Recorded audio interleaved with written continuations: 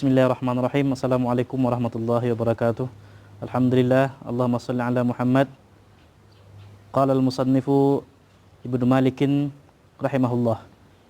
Yasba'u fil i'rabil asma'al awal na'tun wa tawkidun wa 'atfun wa badal fa na'tu tabi'un mutimmu ma sabaq biwasmihi aw wasmi ma bihi atalaq. Nah, Ustaz, syair berikut di atas adalah bait-bait Alfiyah bin Malik mengenai na'at. InsyaAllah akan Ustaz terangkan nanti dalam papan tulis. Karena Ustaz perhatikan baik-baik kemudian buat khulasahnya. Oke. Yatsba'u fil i'rabi al-asma al-awwala. Mana fa'ilnya? Na'tun, taukidun, atfun, badalun. Yatsba'u fil i'rabi al-asma al-awwala na'tun, taukidun, atfun, wa badal. Ibnu Malik sudah memberikan isyarat bahwa tawabi' itu ada 4. Na'at, taukid, ataf, dan badal. Na'at, taukid, ataf, dan badal berfungsi mengikuti isim-isim sebelumnya. Inilah yang disebut dengan, kalau kita bicara na'at berarti man'ut. Dalam sisi i'rabnya. Dalam sisi i'rab, na'at mengikuti pada isim sebelumnya. Taukid mengikuti kepada isim sebelumnya. Ataf mengikuti kepada isim sebelumnya. Badal mengikuti kepada isim sebelumnya.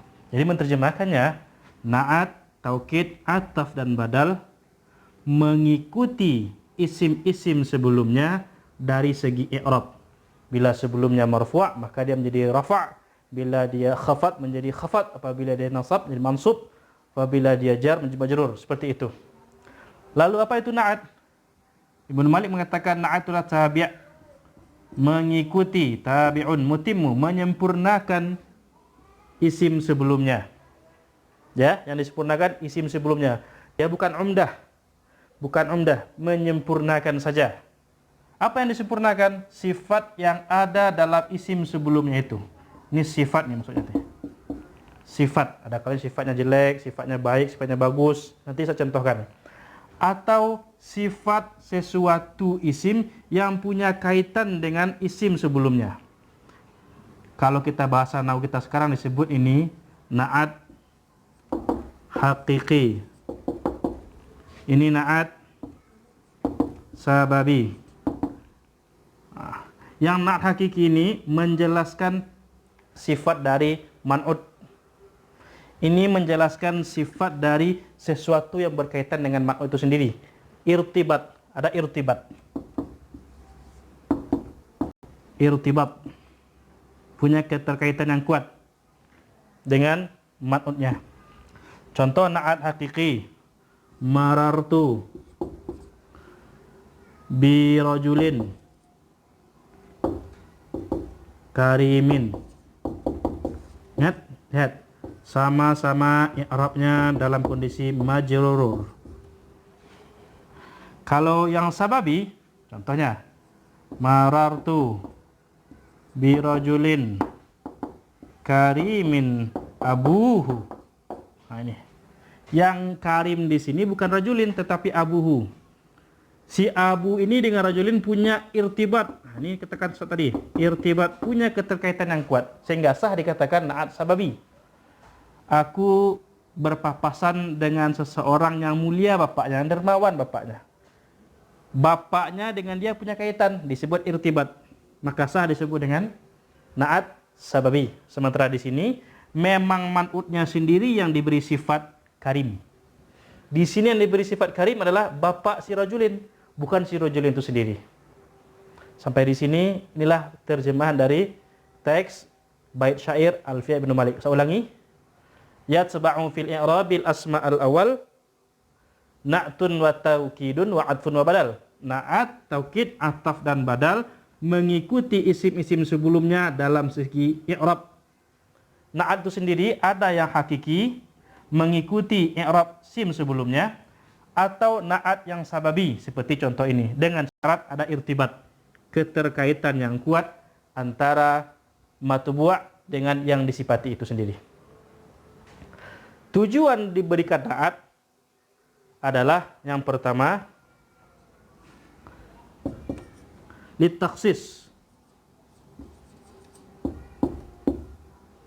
untuk mengkhususkan, mengidentikan seseorang dengan sifatnya. Contoh, marartu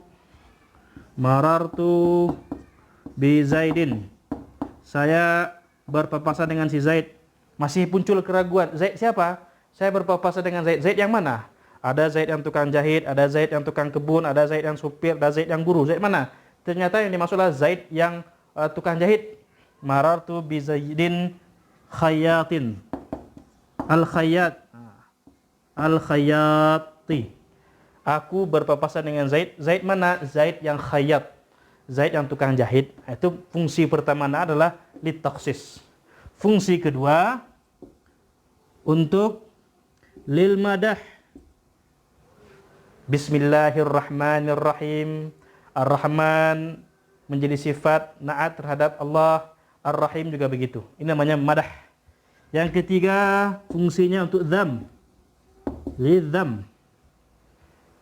A'udzubillahi minasyaitonir rajim. Asyaitan itu disifati dengan kalimat ar-rajim. Itu bukan madah tapi dzam. Fungsi na'at di situ untuk dzam.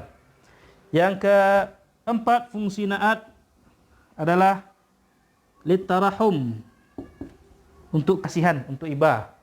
Hibah, kalimat sifat tersebut datang untuk mendatangkan rasa hibah bagi orang yang mendengarkannya. Contoh, marartu bi Zaidin al-miskin.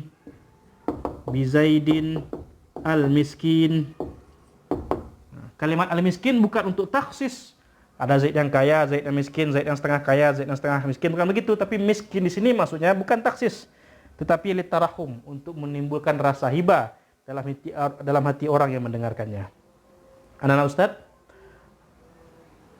Sibawahi menerangkan bahwa na'at tersebut mesti mutabaqah 4 dari 10. Dari segi ma'rifah sama ma'rifah, nakirah sama nakirah. Sibawahi mengatakan, labudda ayakunal man'utu yatsba'u labudda ayakunal man'utu yatsba'u fil na'ti fil nakirati wa fil ma'rifah.